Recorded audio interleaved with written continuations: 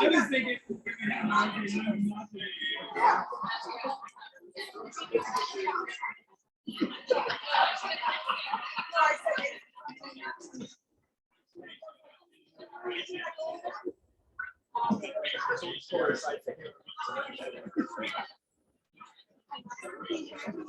Yeah.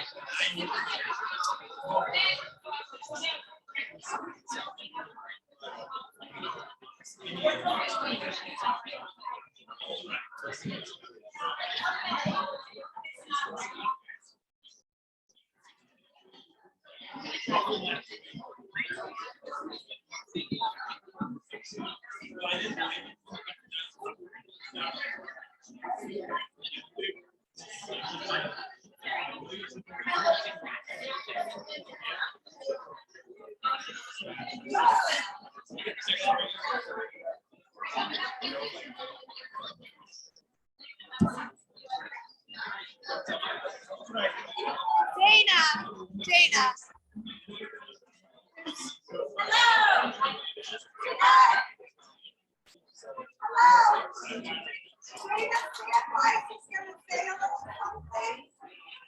You need us. You need us. Hey, can I get your attention, please? Oh, that was nice. I have a microphone, so should I use it? I mean, okay. You scared me. I love a microphone.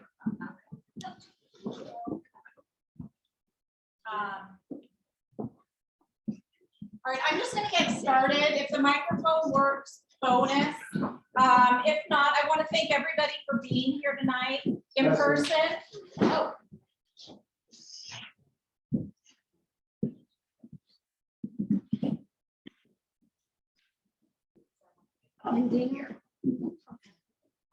Oh, if anybody wants to come up here and sit, we love it.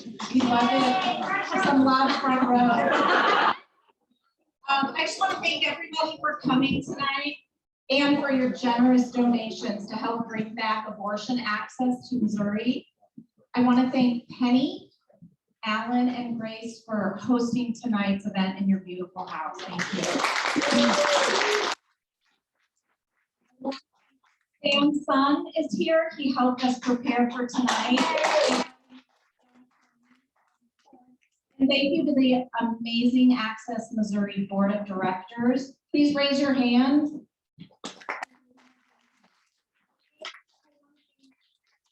Our incredible elected officials and candidates who took time from their busy schedules to join us here tonight.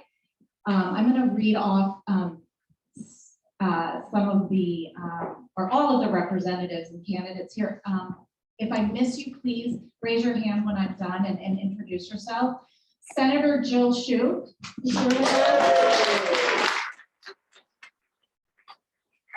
Senator Doug Beck, Representative Doug Clemens, Representative Sarah Unzicker, Representative Tracy McCreary, Representative Trish Dunby, Representative Crystal Quaid, Kate Louis County Executive Sam Page.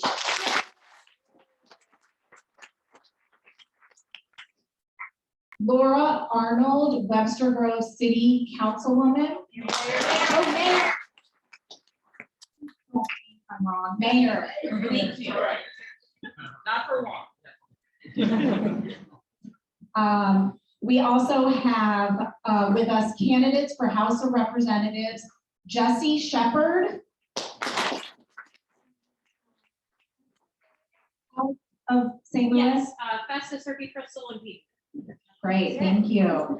Kyle Kearns is here with us tonight. South City. South County, South County, and you're in Senator Doug Beck's district, so you're working hard out down there. Melissa Greenstein. Chesterfield. Adrian Plank with us from Columbia. I don't know if Ann Zimper is here. Oh, Ann! The forest for the trees. Thank you. Colin Lovett. Oh, and Ann, can you remind us where your district is? I'm running in the 95th, which is far south St. Louis County, close to Kyle's. Yes, Oakville area. Okay. Thank you. Fabulous. Colin Lovett from Chesterfield. All of that's a little bit more. Okay. All of me. And then we have Justice Wolf with us here tonight, Supreme Court Justice.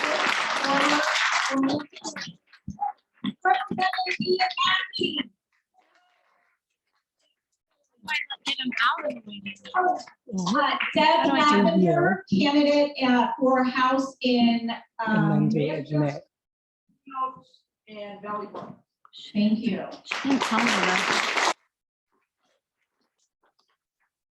Did I forget? Oh, anybody? Oh, somebody. please. I'm Ben Hagan, running for Senate in the 22nd district against Mary Elizabeth Cole.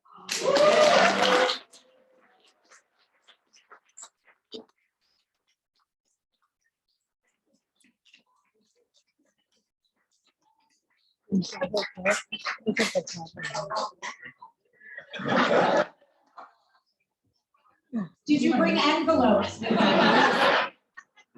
you so much for that.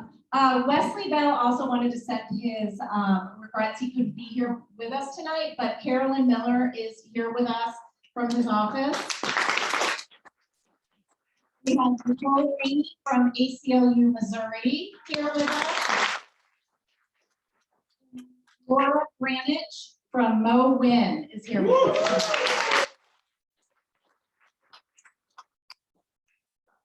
Did I miss anybody? And many other amazing people in this room. So I have friends, and I'm sure you do too, that support access to abortion, but never voted on this issue because they believed, as Justice Kavanaugh and Barrett said in their confirmation hearings, that Roe was settled law. Now that we find ourselves in a post-Roe reality, voters are finally voting on this issue, as we saw in Kansas, and we're hearing from our candidates that are out in the field that people are leading with abortion. Where do you stand on it? They're talking about this issue. They care. 70% of Missourians do not want our government to ban abortion. 70%. We have to just reach and educate these people and let them know about our candidates, about the pro-choice candidates that will fight for the reproductive freedom. It's up to us.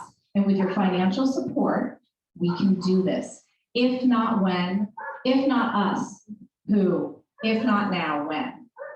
And now join me for welcoming Rabbi Amy Fetter, Senior Rabbi at Temple Israel, a strong leader in our Jewish community and an official MCJW Rabbi for Refro, who's going to start our program off tonight with a Devar Torah.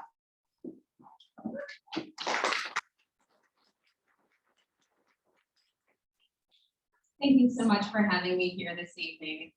When my friend Karen Smoller invited me to come, I looked at the date on the calendar and I kind of felt like she chose this night, maybe because it's such a good Torah portion to be able to talk about. The speech to our abortion has one of the most famous lines in really the whole Bible, and it says, "Tzedek, tzedek tirdof," justice, justice shall you pursue. And we know that when we are talking about a choice, that we're not really just talking about abortion, right? Like, there are so many different things that are affected, whether we're talking about what it means to not have autonomy or personal choice about what happens with our bodies and with our health. We know that there are so many times when the people who won't have access to abortion are the people who also don't have access to prenatal care or be able to provide loving families to children in households that have the economic ability to support them. There are so many dominoes that fall once this one thing is taken away. And all of these different islands, all of these topics all connect back to the idea of sex, the idea of justice. But you all probably know all that. What I want to share with you tonight is maybe something that you may not know. Ravishack probably knows it, but the rest of you may not. Which is that what's so interesting to me about this line, justice, justice shall you pursue, is not the justice piece, but this word that means pursue. The word in Hebrew, it comes from the root rodef. And rodef is a word that we hear a lot in Jewish tradition. We hear it especially in the Mishnah, which was written around the year like 200 CE. But a rodef is someone or something that is pursuing you. That is pursuing you in order to do you harm or to kill you. And in the Mishnah, this is a word that is often actually used to describe a fetus when a woman is having a difficult pregnancy or a difficult childbirth. The fetus is referred to as a rodef, something or someone who's coming to kill you. And in Jewish tradition, if you are put in that position, you not only have the possibility, you are really obligated to do everything you can to stop them, to save the woman's life. In Mishnah Halot, it goes into great detail, and honestly, it's really pretty graphic about exactly how you should do it.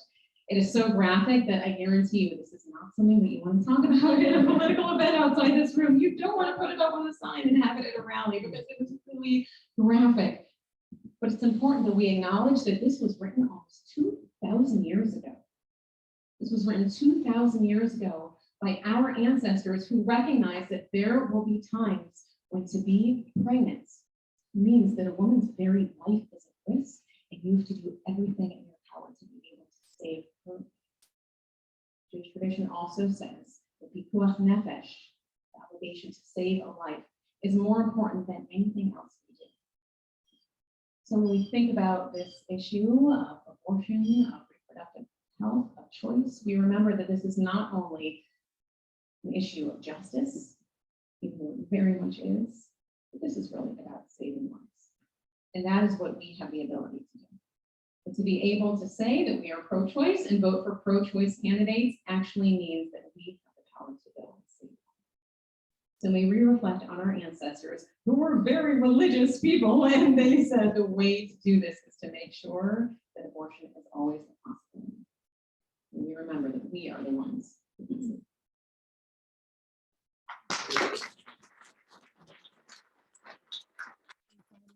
Yeah.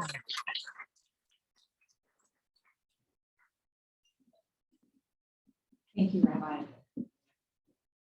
And now please join me in welcoming two brilliant, fearless leaders from our Missouri legislature. Representative Crystal Quaid came to us today from Greene County in Springfield, Missouri. Representative Quaid was first elected to the Missouri House in 2016. She serves as the minority floor leader in our state legislature and chairs the Missouri House Democratic Caucus. Representative Quaid is a strategic team player traveling throughout our state to help other pro-choice candidates. And we want to thank you so much for coming here today. And also, given that your district in this last redistricting has gotten more competitive, so you know, hanging on to this seat is important for all of us. So thank you for all your leadership. I also want to introduce Representative, is that okay if I introduce you together? Or do you want to? Yeah, go ahead. Okay. Representative Tracy McCrary, who was first elected in 2011 to the Missouri House. Representative McCreary is also a fierce fighter for abortion access and is running to succeed Senator Jill Shute in her Senate seat. This is the only swing Senate district in this election, and it's absolutely vital that this seat be won by a pro-choice candidate, Representative Tracy McCreary, who's here with us tonight. We strongly give our support to you. Thank you for being here with us tonight.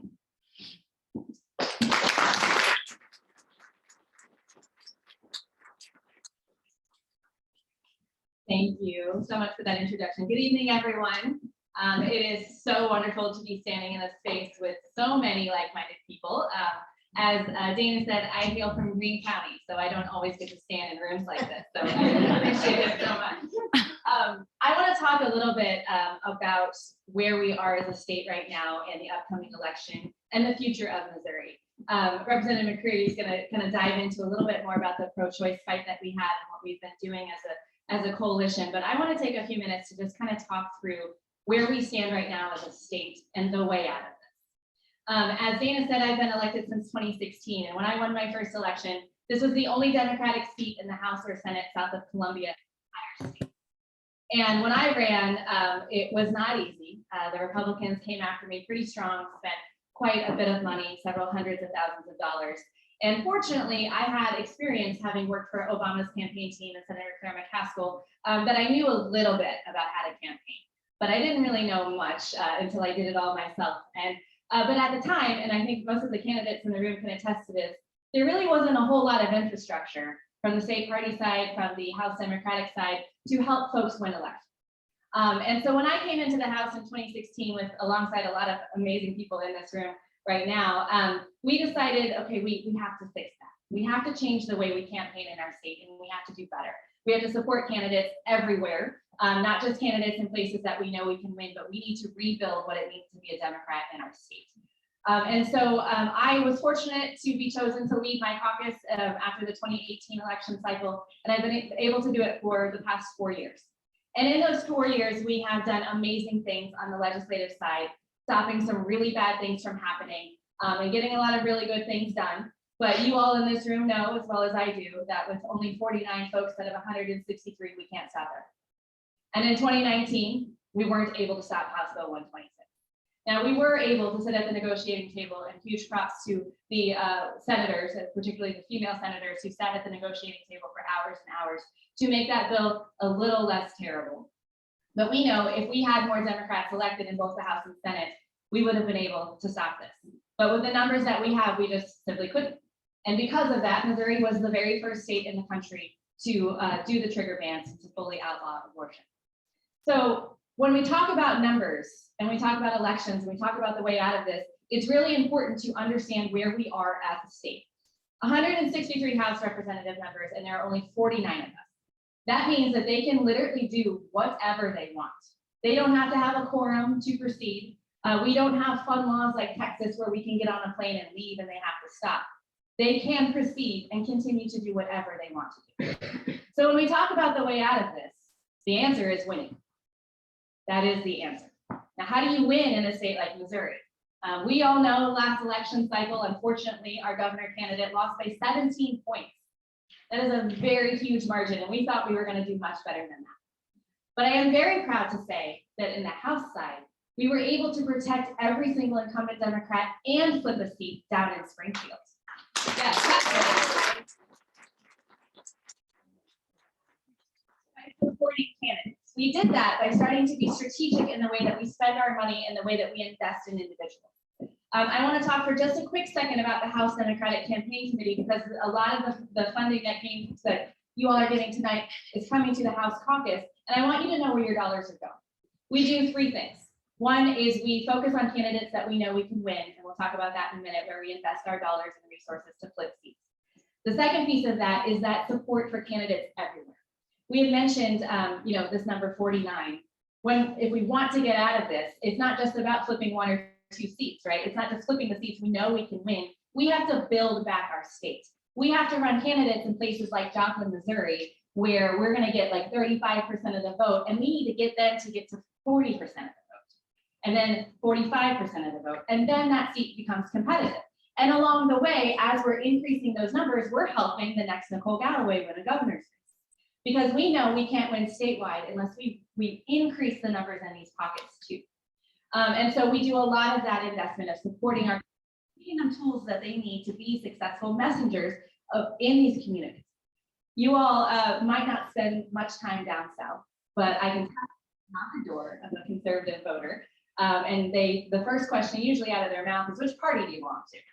And then it's a little scary to be like, I'm Democrat, and then we talk about it. But here's the thing, the more candidates that we have running and the more support they get, where we are able to have things like websites and headshots and mail pieces, messaging plans, campaign plans, showing them that they are legitimate candidates, then they go to the door and one, they're already a little bit, the conversations are better because they may know who they are, but we're supporting them and giving them the strength to say, I'm a Democrat and I have an army of people behind me supporting me. And then they have conversations and we can change a little bit about what it means to be a Democrat in a place like Jumper. And then we run again and we run again, and it becomes more normalized to have conversations about issues such as abortion access and public education funding and these things that Democrats stand very strongly for. But if we're not in those communities, we're never going to win those seats. I could go on and on about our long-term plan, but there's a couple numbers that I want y'all to know about. Right now, there has to be 109 votes to get things done like emergency clauses. Right now, we are in what's called a super minority. Y'all may have heard that phrase before. Missouri is a super minority party state. And to break that, we only need to flip 6 seats in the entire state to break that super minority status. What that means is we get to be at the negotiating table in ways that we've never been before. If they want to pass a bill and do what's called an emergency clause, and I won't get into the weeds of all the nuances of these made up words that we use in Jefferson City, but 6 seats is the difference between us being able to sit at the table and say, no, you need our votes to do something, then I want you to do this for us. I'll tell you really quickly, for those of you who may not have been paying a lot of attention last legislative session, some Republicans retired or resigned for scandals. There were a couple indictments. There were a whole lot of people who just left the legislature, right? I think one lady made up COVID vaccines and medicine, and she's going to prison. So anyway, because of that, we were for a few months in the situation where that super minority was broken, okay? And so they didn't have 109 votes on the other side of the aisle. Not to mention the factions between the conservative caucus and all of the nonsense that's happening up there, but we were at the negotiating table for the first time in my experience in Jefferson City. And let me tell you some of the things we were able to stop. All of these attacks against our trans kiddos, not a single one of them made it across the finish line. And it didn't, because we sat there and said, don't bring that up. You want our votes for this thing over here, don't do that. We were able to stop attacks against workers. And I want to give a huge shout out to Senator Beck, who was a big part of those negotiations, being able to say, no, you need us, don't do this. And we were able to stop so many bad pieces of legislation because we were instrumental. They needed us for the first time in a really, really long time. And that was a small taste of what it would actually be like if we break that majority for real. So I mentioned 6 seats, that's all it is. I want to highlight redistricting. Some of you in this room have been a part of this process for decades, but every 10 years we get a new census and then we get new district lines. Unfortunately, Clean Missouri didn't hold up, so now it's still partisan drawn and all that stuff. But here's some more numbers for you. Before redistricting, there were 49 House seats that President Biden won in the last election. We have 49 Democrats. Checks out, right? Post redistricting, there are 57 seats that President Biden won. So out the gate, we are already in a position to win a lot more seats, just based on numbers alone. Now, that also means, and I want to be real with you, in order to do that, some state seats like mine are no longer safe. My district used to be what we called a 57% Democratic performing district, meaning any given election, 57% of voters are going to come out and vote for me. I'm now at a 52%, which means that my seat is now competitive. But that also means that instead of having one solid blue seat in Greene County, we now have 4 seats that we can win this election cycle, all within 48 points, 48 to 52 margins. 4 seats in Greene County. That's huge. And we could go through all the state where we have districts that are absolutely winnable this election cycle. So when I talk about the way out of this, people always ask, how long is this going to take? What do we do from here? What's next? And I wish that I could say to you all, this next election cycle is going to be a giant blue wave and we're going to fix everything and we're going to be able to change this and everything's going to be wonderful. but that's not real.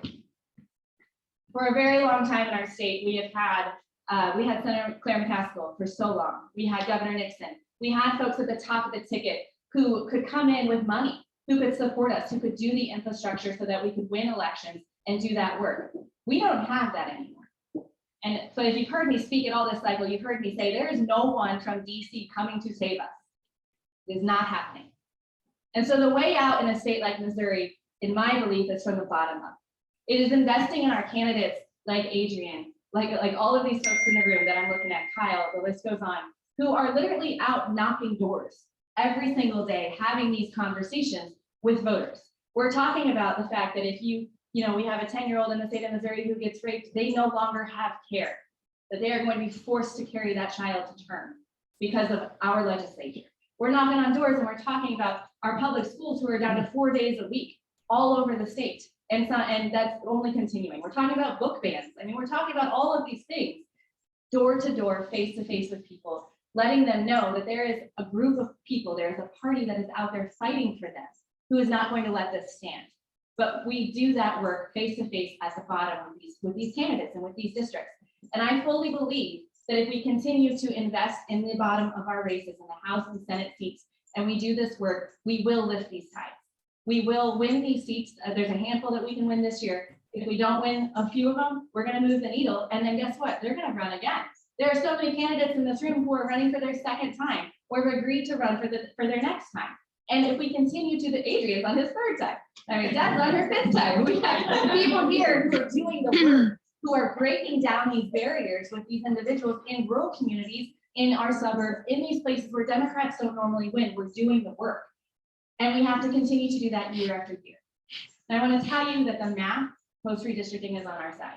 I am a social worker by trade, but I really nerd out with data.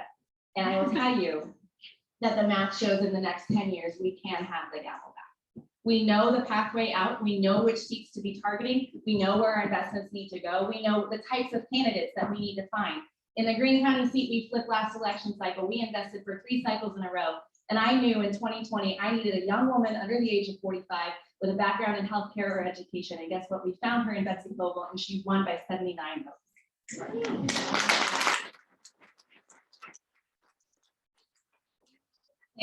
And we have a pathway, but I need you all to understand, it's not going to happen overnight. But it's going to happen at events like this, with folks who maybe have never engaged in politics before, having this issue that you believe in that means so much to you that you're going to show up for the very first time, but we need you to keep showing up. And it happens at events like this where folks who've been doing this work for 30 years and feel like they're so tired and they can't keep going, but they still show up. We need you to keep showing up because again, nobody's coming to save us. The way out of this is us.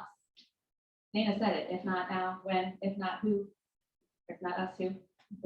Everyone gets it wrong every time we say it. But we all know that saying because it's real and it's true. Missouri can fix this. It's going to take time. Yes, we're looking at the ballot initiatives like Kansas. We're doing that research. We're going to try everything that we can. We're going to have packages next year. I mentioned this to Tracy earlier. I have been on the phone with the White House several times over the last month with my staff, coming up with packages. We're coordinating with red states across the country to make sure that we are literally crossing every T and dotting every I to make sure that we are coming at this with a full machine, armed and ready to fight this battle. But the work starts at these races. And the work starts with investing in our candidates and our infrastructures that we're trying to build that haven't existed in a really, really long time. I want to say a huge thank you to Access Missouri. You all saw us in a time of need and have invested in not only the House Democratic Campaign Committee, but our individual candidates too. And one, just having your support, I can tell you as a candidate, gives you the energy to continue to wake up every day and knock that next door when it's 105 degrees outside. But we're doing it, and we're doing it because we know folks like you are believing in us and investing in us, and quite frankly, looking to us to do this work to fix this, right? And we know what a huge honor and responsibility that is, but it truly is an honor to carry that for you. But I mean it when I say we can't do it alone. And so I appreciate all of you showing up today, but I need you to show up again tomorrow. I need you to write another check. I need you to knock doors. I need you to make phone calls. I need you to do every single thing that you possibly can, because we will not win unless everyone in our state who believes like us is doing this work. That's the only way out.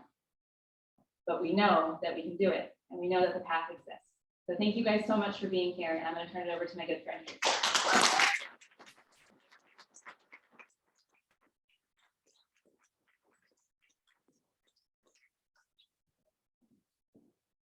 Hi, everybody. Thank you for having me, and a big thank you to Access Missouri for endorsing me early this summer. It really did give a lot of energy and wind beneath my wings as I was getting ready to go out and door knock, and the timing of the Access Missouri endorsement was perfect. So thank you from the bottom of my heart to everybody who made that happen. I also have to give a special thank you to Senator Jill Shoup. I see her right through there. Having Senator Jill Shoup's friendship and encouragement and support through the years has been something that I wish everybody, every candidate could have. And Jill Shoup's endorsement of me when I announced I was running a year and a half ago really is what has put us in the position of possibly being able to win the seat. I truly believe that if we had had an ugly primary leading up to today, that we would have put the Republican, an anti-choice person in a position of being able to win the seat. So thank you, Senator Shoup, for your support. I truly appreciate it. So, you know, we had the week of the decision, and we all sort of knew it was coming, but I don't know if any of you are like me. I just had this like naive hope that it wouldn't happen. I still held out hope right until the end. Not Wendy, but every other people probably felt. So, you know, I really, I felt hopeful, but at the same time, you know, those of us that are in office now and all of you who live here, we know that Missouri has some of the most restrictive abortion laws in the state, even before the Supreme Court decision. We were living in a state with very, very few laws dealing with abortion and treating women and pregnant people fairly. So it was a tough day. And I'm really glad Representative Quaid talked about working together with other red states on what we can do moving forward, because even before the decision came down, 30 state legislatures are controlled by Republicans, which is kind of a code word for people that are not pro-choice, they're anti-choice. So, and without that constitutional protection for abortion, you know, those states can now do just about anything they want. So this is not a Missouri specific problem, and I feel very, very hopeful moving forward that we're going to have some coordination and some energy. And I hope that all of us as Missourians realize we're not in this alone. So the work that we're doing in the legislature and in the community is not new to me. I remember phone banking for the first time with NARAL and Planned Parenthood in 1992. And for the young candidates, they won't realize what phone banks used to be like. People from the phone company would come in and there would be like hundreds of wires just like everywhere. You could barely get into a phone bank because, you know, there were phone wires just everywhere, and you know, it was old school phoning. So I've been trying to help. I spent most of my time as a pro-choice volunteer helping pro-choice candidates get elected. So I still sometimes have to pinch myself that I'm on this side of things now. You know, for years, many of us in this room have spent time as clinic escorts, helping both at Planned Parenthood's location on Forest Park Parkway, or back when it was in Central West End, or over at the Hope Clinic for Women in Granite City, Illinois. It's really important. It's been important for me to recall those conversations and just those glances that I had with patients looking for safe legal abortion in Illinois, and it really has spurred me to continue to do this work that we're doing today. So I'm running for state senate because there is not a more important time for someone to be pro-choice in the state legislature than now, both in the Senate and in the state house. The courts have specifically said that these things are getting kicked back to the state. So we have to do everything we can to make sure that we are working together and all rowing in the same direction. The rabbi talked about justice, and I think when I'm motivated and inspired to do this work, it's for the people that aren't in this room. It's for the people that don't have the means to drive to Illinois. I mean, I know all of you probably have enough money to drive to Illinois right now, but the reality is a lot of Missourians don't. A lot of Missourians are working multiple jobs. They don't have daycare. They can't get time off work to go get their basic health care taken care of. So I am motivated, as are many of the candidates in this room, I'm sure motivated by doing this for the people that will never meet, the people that are counting on us to not give up. And when I'm out going door to door, I have talked to so many people, Democrats, Republicans, Independents, people I don't even know what their party background is, that are just really fed up. They're down. They just kind of given up. It really is heartbreaking, quite honestly. And I feel like it's my job to be the glass half full person. I'm not going to give up. You know, when I see a crowd like this, I realize that there are people behind all of us, candidates and elected officials, that don't want us to give up, and that we can't give up, and we can't rest until we get true equality. And it's about fighting and working towards, it's not just about abortion, it's about access to affordable, safe contraception. Sure, it's about abortion, but it's about way more than that. So we have a lot of work ahead of us. I'm honored to be able to work alongside with all of you. You know, we have some amazing candidates running this year. I would love to see Representative Trish Gunby beat Ann Wagner this fall.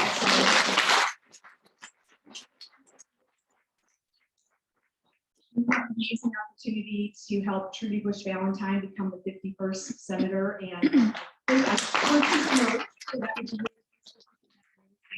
Senate. So I know her heart's definitely in the right place, and she's working really, really hard. So, and of course, working with Representative Crystal Quay in the House has been a tremendous honor. She's an amazing leader.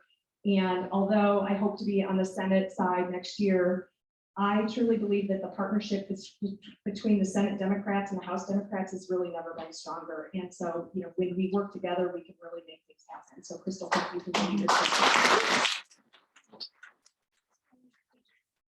Days left until the general election. And probably the number that's almost more scary to me is that voting, you can start voting absentee September 27th. So today's September 1st, which means, you know, 26 days, a lot of the voters that we're interacting with are going to start voting. So the endorsements to all of us mean the world, the financial support means the world, but now that the weather's cooled off a little bit, if anybody is interested in helping any of the endorsed candidates, you know, door knocking is a lot of fun. You get to look at plants and, you know, have all kinds of, you know, great conversations. And even though you might get a packet that has 40 doors in it, 70% of those folks aren't going to answer the door. So, you know, you're just having, it's not, don't let it be as overwhelming as you think it might be if you've got door knocking before. So I love it. It's my favorite thing to do. So anyway, thank you from the bottom of my heart for everything. And I'm going to turn it back over to Dana.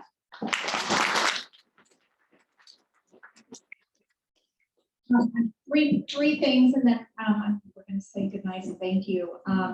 Number one, Access Missouri is nonpartisan, so I just want to clarify that. But in Missouri, pro-choice means Democrat. So as Crystal met, you know, or Tracy, I'm not sure who said, but it means the same thing. So just want to mention that. Also, after tonight, and the weather is nice, we're going to start sharing opportunities to go knock with our endorsed candidates.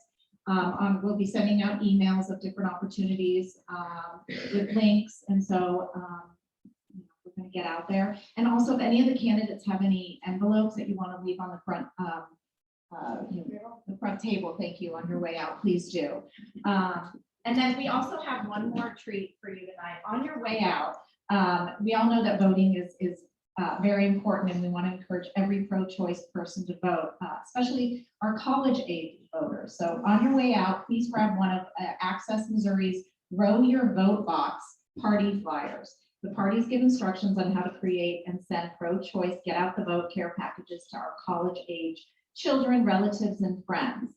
Included in the suggestions are Plan B, condoms, and also how to register to vote. Because absentee, because as Representative Freary mentioned, September 27th is when we can start voting. So we need to encourage our kids to vote in Missouri, especially if they're in a blue state in California. So Sophie, got to grab one of those on your way out. So thank you so much. And we had a goal for tonight, and we are almost there. So I want to thank everybody for your donations. But if there is a QR code, and you can leave envelopes on your way out if you want to make any additional contributions on your way out, we welcome that. Thank you. And thank you everybody for coming tonight. Take care.